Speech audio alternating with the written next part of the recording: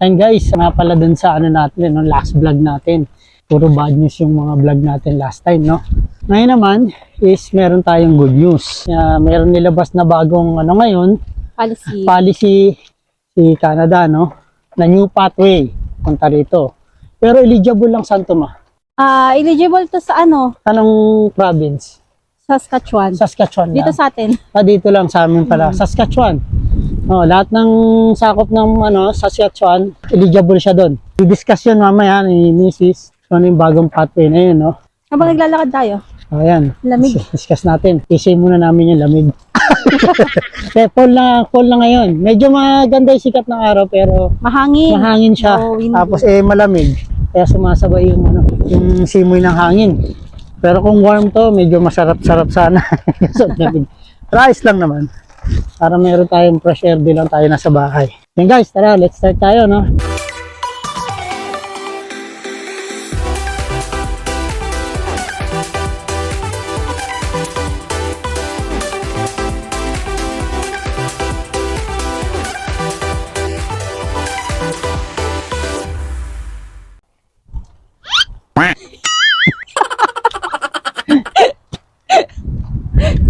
Okay, dali dito. Okay, guys.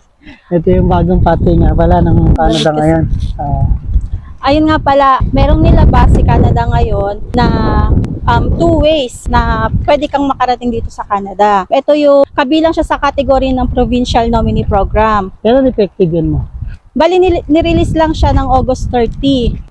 Dito siya sa Saskatchewan. So, may mga jobs na ino-offer si Saskatchewan na nangangailangan ng mga laborer. Ito yung agriculture tsaka healthcare. Since kabilang siya sa kategory ng Provincial Nominee Program, kapag nag-apply kayo dito sa Saskatchewan, tapos na-nominate kayo, pwede na kayong mag-apply ng permanent residence. Ibig sabihin, hindi nyo na kailangan na magkaroon ng working permit or LMIA kasi under na kayo ng permanent residency category. Ano yan? Meron silang designated na job lang or lahat ng... Una, sa agriculture. So, yung mga agriculture, maraming sakop yun eh. Hindi lang siya basta yun sa mga farmers.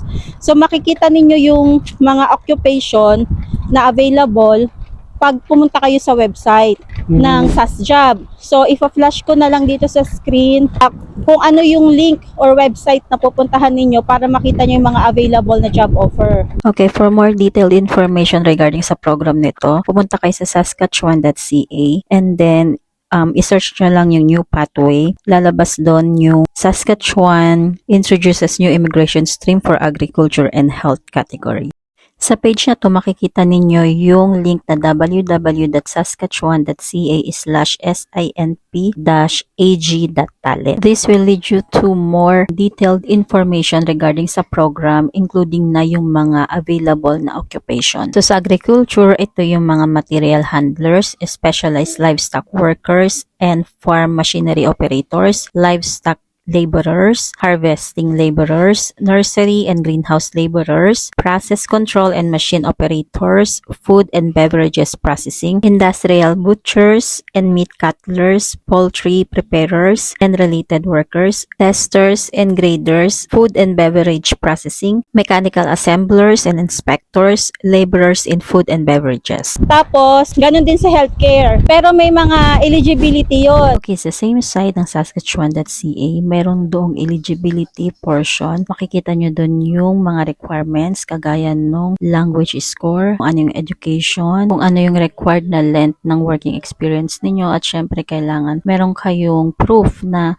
intention nyo talaga na magtrabaho at manirahan dito sa Saskatchewan. Syempre yung pinaka-importante, dapat meron kayong valid SINP job approval letter. Halimbawa, ang gusto nyong applyan is under sa agriculture, kailangan meron kayong CBL4. Ano yung CBL4?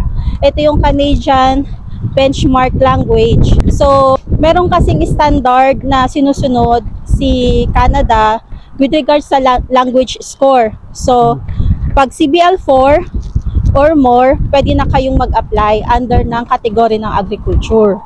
Pero sa healthcare, ang nire-require nila is CBL7 or more than. And then, kung mag-a-apply kayo, kasi itong pathway na to, pwede siyang applyan ng mga nakatira dito sa Canada or outside sa Canada. So, halimbawa, kahit nasa Pilipinas kayo, basta i-browse nyo lang yung website ng SaskJob, tapos mag-a-apply kayo, pwede yon.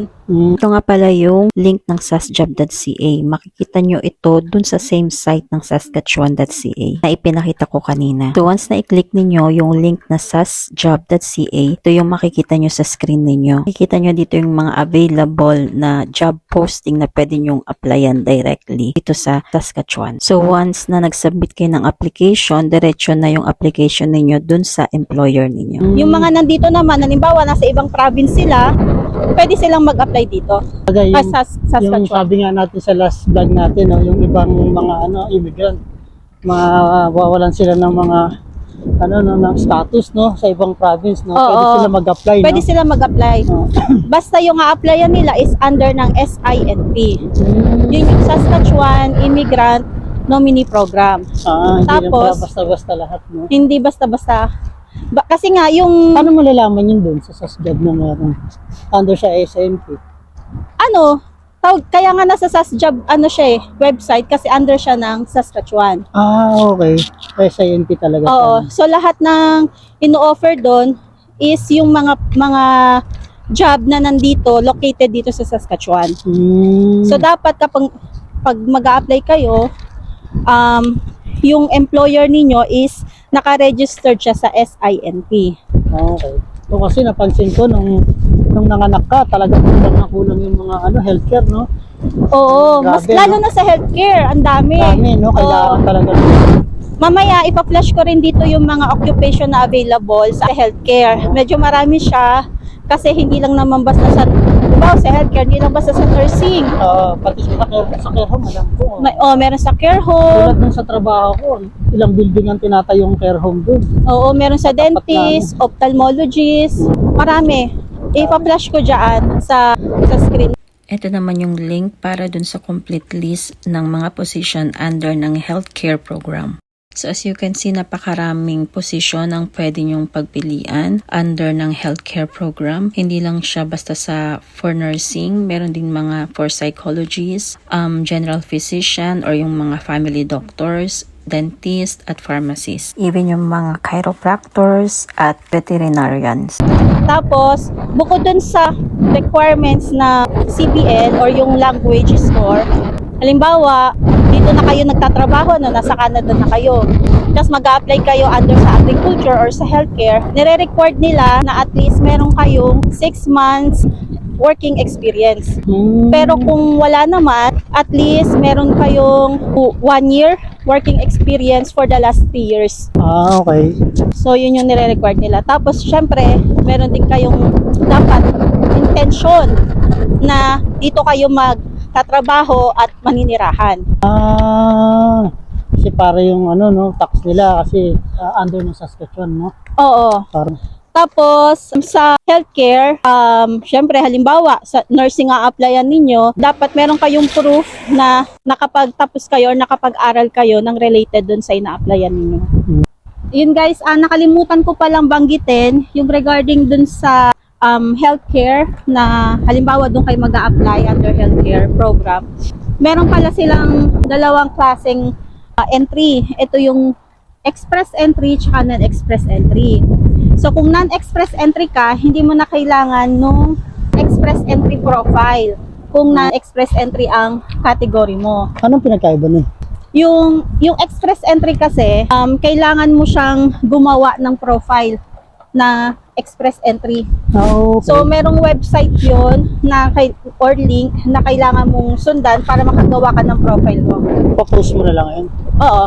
Para naman sa pagkikreate ng Express Entry Profile, punta lang kayo sa canada.ca and then select English. Tapos itype nyo lang yung Express Entry dun sa may search bar. Tapos hanapin ninyo yung Create Express Entry Profile. Once na naklik ninyo yon, ililid kayo dun sa page kung saan makikita ninyo kung eligible ba kayo para makapag-apply na Express Entry Profile. And then yung mga steps na dapat ninyong sundin para makumpleto ninyo yung profile ninyo. ninyo. May mga button lang kayo na dapat pindutin para makapag-proceed kayo sa pagsasubmit ng Express Entry Profile. Okay. Tapos, yung sa non-express, ang kailangan pala doon is CBL5. Tapos, yung sa express entry naman, ang kailangan mo doon is CBL7 mas or more mataas. than. Mas Mas mataas. mataas. Yung palang pinagkaiba nila. Almost the same siya ng process ng pag-a-apply under agriculture and healthcare. Ang pinagkaiba lang nga, yung sa healthcare, merong two types of entry. And guys, no, at least kahit papaano meron tayong nakuhang info. Kaya huwag tayo mawalan ng pag-asa, yun, ng ibang mga nawalan ng status sa ibang province. Pwede kayo pala mag-apply rin dito. Oo. So, ganun lang ang gagawin ninyo. To summarize lang siya, ang gagawin ninyo para makapag-apply kayo, pupunta kayo dun sa website ng Saskatchewan. Makikita nyo dun yung link regarding dun sa program nila ng agriculture and healthcare na job na ino-offer. Tapos, ipoprovide din nila yung SAS job link para makita ninyo yung mga available na job. So, mag-a-apply kayo ngayon. Pag nakapag-apply kayo at natanggap kayo, pwede na kayo mag-apply as PR. Ganun lang pala. Ganun lang kadali yun. Basta mamimit nilang ninyo yung requirements ng subcategory. So, makikita ninyo kung ano yung mga category na yun. Yun nga yung mga eligibility, ng language score, yung kung merong requirements na education, or mga diploma, or working experience, yung mga yon. Tapos, ang pinaka-importante, kailangan under siya ng SINT. Pag naka-receive kayo ng job offer sa employer na naka-registered sa SINT, pwede na kayong mag-apply for permanent residency. May share nga pala ako. Kasi doon kanina, sa work ko, pero hindi ko alam kung pwede kayo share yung company. Kasi wala naman akong Mapahalan mo. wala naman akong tawag ito, permission na para i-share yung company, no? Oo. Pero may na-discover lang ako kanina kasi doon sa isang pinagpa-part-timean ko, meron doon isang, hindi ko alam kung anong nationality niya, Nigerian yata o African. Sabi niya, meron daw siyang company niya na nagbibigay sa kanya ng status dito sa amin sa Saskatoon. Nagbibigay ng paper. 2 company yung binigay niya sa akin. Sabi nga, kung gusto niyo na lang malaman, message niyo na lang ako sa Facebook page ko. Bigay mo yung Facebook. Yung Facebook page ko nga pala is yung Jerry Barameda, no? Hanapin niyo na lang yun. Ilagay ko na lang dito. Follow niyo na rin, syempre. like niyo yung mga post video ko doon. Kung hindi man kalabisan. Hindi naman kalabisan, di ba? Follow niyo na rin. Tapos message niyo lang ako, i-share ko lang yun kasi nalaman ko lang sa kanya kanina yun. Kaya i-share ko lang sa inyo yung company na nagbibigay sa kanya ng, ano ba yung sabi niya? Papel ba? Papers. Para, kasi siya student siya dito Okay. Binigyan siya ng 2 company na yon. I-share ko lang. Pinicturean ko nga screenshot ko yung website. Pinakita ko muna sa kanya kung tama yung company na binigay niya sa akin. Tapos, sinearch ko siya sa Google. Tapos, screenshot ko yung website. Para at least alam nyo rin, mayroon kayong idea. Kaya pala napapansin ko yung mga ganong nationality, ang dami nila sa ganong company. Field? Sa ganong field. Doon pala sila nag-a-apply. Pero hindi ko lang alam kung ano yung mga hinahanap nilang category doon. Wala pa akong idea. Mag-try lang kayo. Kaya hindi ako makapagbigay ng buong info. Binigay niyo lang sa akin yung name ng company. Para makatulong sa inyo, no? Guys, salamat at least kahit pa paano meron tayong nakuhang info sa bagong update ngayon, no? Na makakatulong sa inyo na bagong pathway na binigay ngayon, no?